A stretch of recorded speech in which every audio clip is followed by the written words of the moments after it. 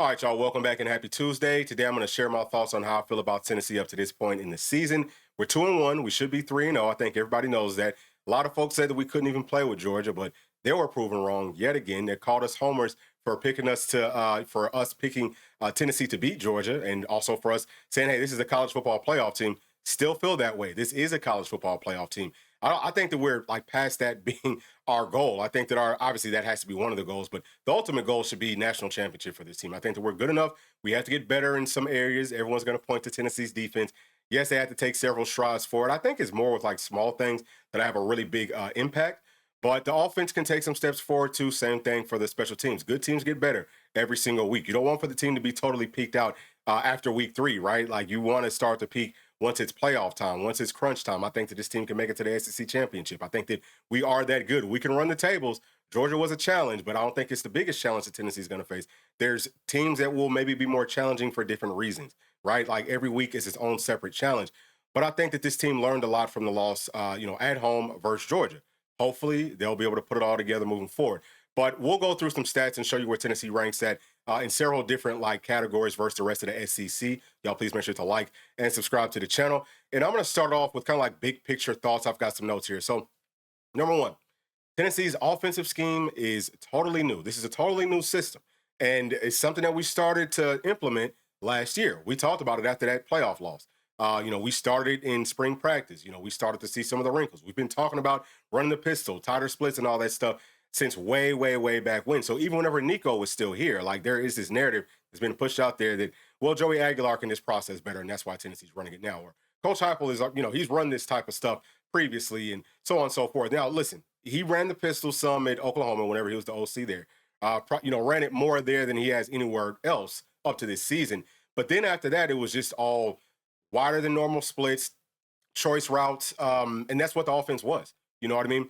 But now he's kind of like married those two things where, hey, tighter splits, running that pistol, maybe some wide splits, running the pistol too. It can help with the running game. You get some outside zones, stretch plays, bootlegs and all of that type of stuff.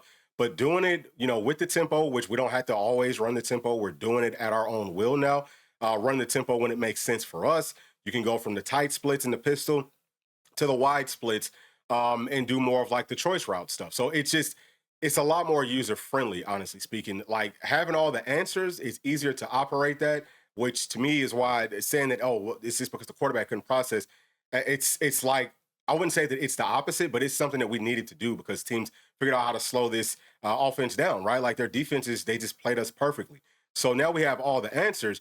And some people would go back and look at Coach Golish whenever he was here. Teams were playing our wide splits and the choice routes totally different. That's why the offense looked as good as it did. Now, I do think that he probably called plays better than Coach Halsey did for the past couple of years. But now, our system blows away any other system that's even similar to ours because we pretty much have two systems balled up into one. So that's the first thing. That looks great. The offense is going to be a problem for anybody. Now, teams will find a way to try to slow down what Tennessee's doing now. It's going to take them time, though. It should take about midway through the season, maybe even later, we'll start to see teams figuring some things out. That's when it's going to be like imperative that everyone's confident and that we can just win individual matchups and things like that. But we, again, can always find the answers. Now, before we had no way to, have any answers to certain things just because of those wide splits. But that's number one. Obviously this offensive system, it helps the offensive line out, helps all the skill players out because we can do things quicker. Like with Georgia, we talked about them with their front. They're going to blitz their linebackers, and typically you want to be able to throw at a blitz. We couldn't do it before because we had such wide splits. So whenever they're blitzing, the offensive line has to pick up every single one of those blitzers, plus the defensive lineman. And then, the quarterback has to be able to throw the football outside in tight coverage where all the secondary players are at. Now, because we have tighter splits, we can do a plethora of different things. The route trees opened up. Everything's there, right? So feeling very confident from that standpoint. It just all works beautifully together. But on top of that, y'all, understand this. Our offensive line is elite. I think, and we'll go through the stats and y'all will see what I'm talking about. I think this might be the best offensive line in the SEC, if not in the country. Now, people are talking about the offensive line, but I don't think it's not enough emphasis whenever they talk about it, man. This offensive line it's serious. It's one of the best that I think Tennessee has ever had, not even fully healthy, so we can still take steps forward. There's still things that we can get better at, but it's very, very good. Defensive line, it looks great. Okay, we'll talk about that as well. So the front on both sides, okay, both lines of scrimmage, is still really, really good. Obviously, the defensive line is nowhere near being healthy. We're going to get back a huge influx of high-level veteran talent within hopefully like the next couple of weeks. Going to take some big steps forward from that standpoint. Now, what else do we have in here as far as my notes? So, talking about Tennessee's defense, I think that the biggest problem with our defense is playing out in space. And that's why this game versus Georgia, it kind of scared me. I thought that we would be fine, but Georgia just made us play out in space. Their scheme wasn't overly complicated. It's really like a high school scheme. It's just, hey, we're better athletes than y'all, and we'll see, can you come up and make the tackles? Can you get off the blocks? Are you going to play with the proper leverage? Just little things, fundamental stuff. The positive news is that's very, very coachable. That's pretty easy to get those types of things fixed. That's not like just a talent thing. That's, hey, we got to hone in on these small details sort of a thing. So defense will end up taking several steps forward. I think once that happens, this team's going to be, everyone's going to say, man, who's going to beat Tennessee? That's how things should look. That's how things should sound on social media, from the national media, so on and so forth. But let me also say this, that I feel like Coach Banks could maybe dumb his scheme down some, or he needs to know when to do that. Like we said, man, Georgia ran pretty much like a high school offense. Wasn't a lot. We didn't need to have, we have so many people that are moving around and talking and all that. There's no need to do that. Just line up and play football. Keep it simple. That's all we had to do versus Georgia. And I think that we would have, we said it leading up to that game in our pregame show versus Georgia, 38-17. That's what I thought Tennessee was going to win by. We scored we ended up, I said 37-17. We ended up scoring 38. And then we just gave up too many points. There's no reason that we give up more than 20 points to that offense. Y'all will see it as the season wears on. That offense is going to struggle just because they can't do much of anything. We just couldn't stop the little bit of stuff that they do. It's, again, back to playing out in space. So dumb things down, let the players play without having to think too much. That could help us out in a lot of these games, maybe in all of them. But we will see more complicated offenses where you might need to have certain checks to do certain things. Like Florida's one that comes to mind, which they're not playing well, but that's a tough offense to stop. You need the checks for that. Alabama's a pretty simple one, but you might need some checks there too. Just pretty much every offense that we see is going to be more complicated than what Georgia did, honestly speaking. Doesn't mean that they'll be as talented, though. I think that's another positive thing. Playing out in space, we didn't look that great. We're not going to see any better space players than what Georgia has. All right, like we're just not. Nobody has better space players than what Georgia has. So that's a positive thing. It kind of goes down from there, from that standpoint. But that's pretty much it. So let's go on ahead and jump into some of the stats and all that good stuff. We're going to start off with the offensive line. All right, so told y'all that I thought that they were really, really good. You can see on the left side the pressure rate that they've given up so far this year. We're currently ranked number 4 in the SEC. Also, Tennessee's strength of schedule on ESPN, I think we're ranked number 5. And Arkansas, I want to say, is under us. Arkansas and Auburn for sure. Florida might be as well. But either way, okay, it's still very early on, so some of the stuff will be slightly skewed, but you can tell that the offensive line is doing a tremendous job. Now, I'm getting these numbers from Pro Football Focus. If you look on the right, you can see how many sacks Tennessee's offensive line has given up. They're saying 1, but if you really look at it, that play didn't count. The one that they're calling a sack, that was on Georgia had too many men on the field. It was a substitution flag or something like that, right? So that one didn't even count. And if we would have actually lined up and played ball, if we weren't trying to hurry up, we would have picked up the little blitz that Georgia had anyway, or we would have had some people open down the field. That's something else. We have like real checks. We can do like full field reads, all of that. But yes, helps the offensive line out, but they look really good either way. All right, so let's move on to Tennessee's defensive front as soon as I can find this thing. All right, boom. So moving on to Tennessee's, and this is not just Tennessee's defensive line, this is just Tennessee's whole defense, but our pressure rate is number 4 here, so 36.5%. And then our sacks is number 2. Again, understanding that with PFF, they might add some sacks or, whatever that might not have really been there. But it's going to be even Steven for every single one of these teams. What's very positive here, y'all, is that we talked about this over the summer, that Tennessee has to do a much better job of closing. Our pressure rate was for sure top 5 in the SEC last year. Might have been top 3. But in sacks, we were like middle of the road and under. Like we were way too low just because we weren't closing.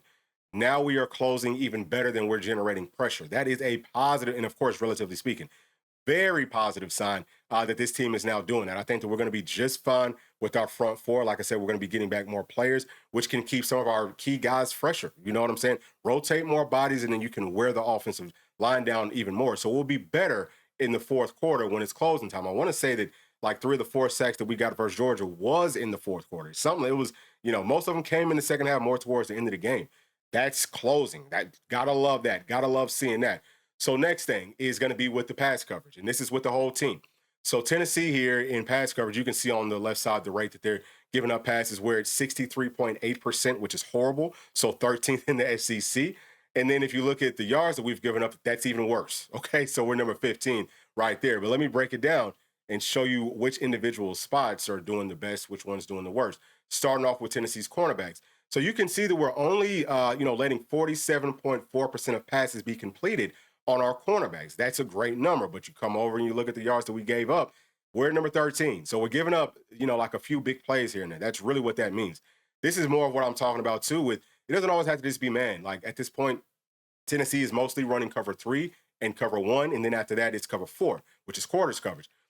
I would like to see us maybe run a little bit less, man. Not to say that we can't do it. Like, you don't want to just take everything away from just one game. Some games we're going to have to do it. I do like our cornerbacks playing, man. I think that we will be fine for the most part. But in that game, I don't know if that was the best time maybe to run as much man as we ended up running versus UGA. So, just like look out for that. Like maybe we change up some things. I don't know why more teams don't run cover 2.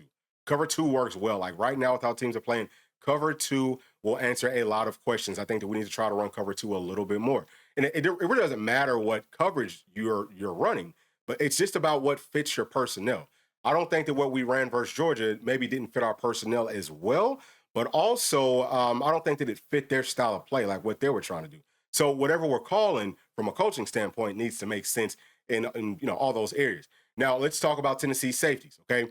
On the left side, we are at giving up passes at 71.4%. That's not good at all. And then you come on over to the right side, you can see that we're number 13 with the yards that we've given up. So kind of like the same thing there. They're giving up chunk plays, like several of them. That's what's happening right here. It's just like several chunk plays that's piling up. We got to tighten up our coverage some. And whatever it takes for us to do that, that needs to happen expeditiously. Now let's talk about Tennessee's linebackers. Really bad out in coverage, look really bad out in space. I was happy to hear Coach Inge talking about he wants to play, those young guys more. He talked about Jaden Harmon, but I think both of the Jadens, put them on the field. They can play well out in space. I don't know what's going on with Jordan Burns. I would like to see Arion Carter maybe lose a little bit of weight. He looked a step too slow. But the main thing for all of our linebackers and really just for the whole defense, dog, like stop playing so freaking stiff. Calm down. Just calm down and play football. Use your instincts. Trust whatever you're doing. You're going to mess up on some stuff. Worry more about, man, I'm going to play with my hair on fire than you're worrying about maybe like busting a coverage. And you won't typically say that, but I think that this team, especially Tennessee's linebackers, they need to hear that. So we're not doing a good job, obviously, in coverage. Y'all can see where everything is at. Something that needs to get cleaned up. We got to get that figured out 100%.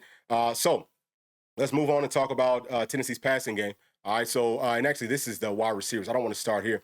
We're going to start on Tennessee's passing game right here. And y'all can see the like individual quarterbacks and try not to, put any backups in here and things like that. But right now, it's just based off of how many passes did we actually throw. So Joey Aguilar has thrown the 5th most passes out of any team in the SEC at this point. And then we can see his completion percentage. So he's down at number 11 right here. So at 62.7% is what PFF says. Now, you want to be higher up on this list. I think that, we want to at least be at 65%, but I think that we could get up to at least 70%. I've noticed with Joey, who's played very, very well, number one thing for me is that there's a little spurt, and it seems like every game so far this year, I've noticed it in his game film at App State too, where he's missing on some very easy passes. We got to get him to calm down and take those layups, okay? Like you got to be able to hit our layups. If we can do that, that's going to boost us up to 65% for sure. Might even boost us all the way up to like 70%. I think a lot of the things that he's missing on is more like underneath easy type stuff. We got to do better there. So that's just about like fundamentals. I feel like he's going to get better with more confidence. I also feel like he's going to get better as he, keeps on working with our quarterback coaches who are very, very good. His technique will get even better, and he should be a lot more consistent with those passes. But also on the deep shots, I'm going to need for him to not throw them off of his back foot. Talked about that with him coming from App State. If he can do those things, just keep on doing everything else that he's been doing. We are going to be fine. Teams will find a way to, kind of switch up what they're doing on their defense versus our offense, but we'll be fine. Like, we don't have to worry about that too much right now, okay? Like, let's just take good care of the football. But, yeah, Joey Aguilar, he's been playing very well. So, now let's talk about passing yards, okay? Let me show you where we rank at there. So, we're currently number 2 behind Oklahoma. Pretty interesting stuff. And what about passing touchdowns? We are actually tied for second place right here. So with Arkansas, their strength of schedule, I think it's weaker than Tennessee's at this point, but Texas A&M's, theirs is stronger than Tennessee's. So, interesting there. But I think that Joey Aguilar is doing a very, very good job. We can take a look at the interceptions as well. Got to feel good about this because we're, a little bit further down on this list. So we've only thrown 2 picks. A lot of folks have thrown about 2 picks. DJ Lagway is really struggling. He's thrown 6. And what about sacks? This is a huge one. Let me show y'all this right here. Boom. Up at the top with a big fat 0, dog. Love that. Absolutely love that. And that's a huge part of the reason I think that Joey Aguilar is going to continue balling because that offensive line is serious. Now, this is just let's take a look at scrambles. Okay. Let me show y'all where we're at with the scrambles. We're not scrambling that much. And I don't think that we need to. We talked about it. Joey Aguilar, he can use his legs some. Doesn't need to use them too much. Offensive line's giving them plenty of time. People are getting open. Okay, so we're running great routes. We have great concepts, all of that. That's excellent. We're being quick with the football. We'll show you those numbers here in just a second. But no need to just use your legs just to use them. But if things break down, he's shown that he will use them. So love that. And he's also doing a good job of not taking sacks too. Let me make sure that I say that. His pocket presence has been very good. So this is the average time to throw, and we'll organize it based off of the shortest to the longest. So we're at number 5. It's taking us 2.56 seconds to throw passes on average. Goes back to the scheme. That's a big, big, big part of it. We've got answers. Like if there's a blitz, we now have actual hot routes. We've got people that we can throw the football to quickly. We've got, pre-snap movement, throw the football out to the flats. It's just a lot more user-friendly now, but you love that. You need to be able to get the football out of your hands quickly and keep your offense moving based off the scheme, based off the quarterback, doing some processing and all of that type of stuff. Wide receivers getting open, tight ends getting open, so on and so forth. Because once it comes down to like playoff time, you're going to have to get the football out quickly, all right, because teams will heat you up.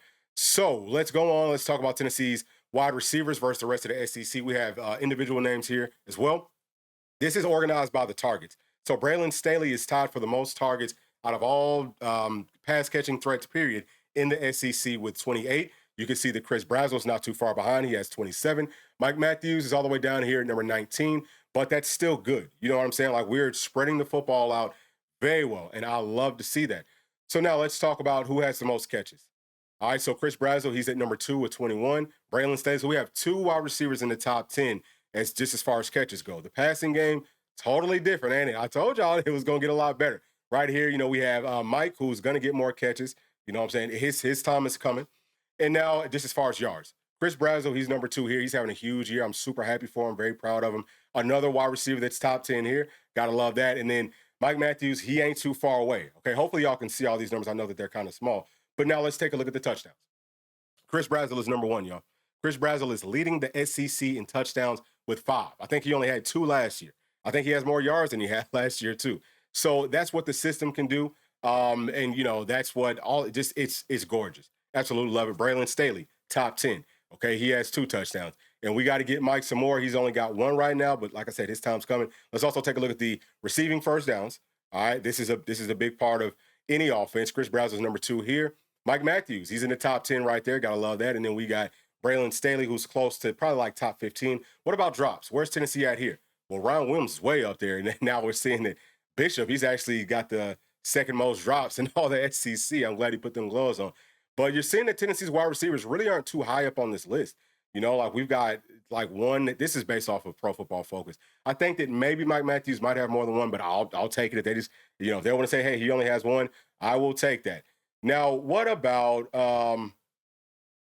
contested catches? I thought that they had this as a rate, or that's their targets. Let's look at their catches. So tough catches is what this is. Move it all the way back up. You can see that our guys are being dogs. They're making those catches. Obviously, Brazel's doing it. Mike Matthews is doing it. Where's Braylon Staley at? So he's not too high up on this list, but he got him 1. And last thing that we'll look at is just yards after the catch. This was a huge deal for us last year. We talked about, man, we got to get a lot more yards after the catch. And, of course, there's running backs up here. So Bishop, he's very high up on this. And where are we at from a wide receiver standpoint? Pretty low. Okay, so we're still – would have thought that we would have been a lot higher up on this list. But some of these players probably don't have that many targets, and that could be a big part of the reason why. And I might have passed some people. But either way, right, I just wanted to kind of show y'all that. Hopefully y'all took y'all's time and paused it if there's anything else that you wanted to see. Now, let's talk about Tennessee's running game. And this is going to be it for us. So this is the whole team. I just want to show y'all this is ranked based off of the yards per carry. This is the real true indicator of how well are we running the football. Right now, we're at 5.3 yards per carry, which is 6th best in the SEC. We need to get that number up. I think that we can get up to about 6.5 yards per. And, running tighter splits is going to take away some from us being able to get yards down the field. Kind of like, running the football and getting big plays. But I think that the offensive line is actually picking things up pretty well. Something that I will say is everyone's on the same page right now. It feels like Star Thomas is the best running back in that room. Part of the reason for it is Star Thomas is run more like pro style, plays, where Tennessee's backs, they're pretty new to it. It's a different style of running. They're very used to, man, just get downhill and just take what's there. You know what I'm saying? But Star Thomas, he's more like, okay, we got to press the hole. We got to show some patience. We got to make people miss sometimes. So he's more versed with that. But I think that those other guys will catch up as well. And with the tighter splits, I like to see Tennessee maybe utilize our wide receivers a little bit more as blockers versus safeties. But really, those running backs, they got to be able to make people miss. Like we can't just run straight into people. We got to have a little bit more wiggle. That's what Peyton Lewis, or I'm sorry, that's what Star Thomas has shown that he has at this point. Now Bishop has shown it some, but we got to get all three of those guys doing that a lot more consistently because we'll get the numbers that we want. Like we'll be able to find those one-on-ones. One person shouldn't win anything, whether it's blocking, whether it's you trying to get off of a block at the tackle or getting tackled or whatever. In coverage, one person should never, ever be able to beat you. Once we get there, Tennessee is for sure a championship team with all the things that we just talked about. Now we'll take a look at the rushing touchdowns. So Tennessee's tied in 7th place right here with 8 rushing first downs. Tennessee's in 6th place right here with 37. What else can we take a look at? So this is yards before contact. Tennessee's way too low on this one. We're all the way down at number 10, which, only 1.7 yards on average before the contact. Goes back to my point of whenever you have those tighter splits, it's a little bit more difficult. The field's not as wide. It's not just guaranteed yards. That's why these guys have to be able to make people miss. That's why they have to do more after the contact. But also think that, like I said, if we throw the wide receivers in there some and, let them block some of the players that come unblocked inside of the box, they'll have more wiggle room. So that'll be huge for us as well. And then we'll also take a look at this last thing, which is the yards after contact. And Tennessee is 4th right there, averaging 3.7 yards after contact. So that's going to do it, y'all. Please share your thoughts down in that comment section. Final thought is that Tennessee is a damn good football team, and it's going to be a struggle. I don't think anybody really wants to see us at this point. And as the season wears on, teams will want to see us less and less. We're very physical. We have everything that we need right now, and we're getting back more and more players. We're getting healthier. So feel very confident with it, and we just got to finish this season strong. But y'all, please do make sure to like and subscribe to the channel, and we'll be talking to y'all tomorrow. Thanks. Peace. Thanks for watching. And please make sure to like and subscribe to the channel because that keeps us growing inside of the YouTube algorithm. And if you did like this video, here's another one that you might also enjoy. Thank you. We'll see you on the next one. Peace.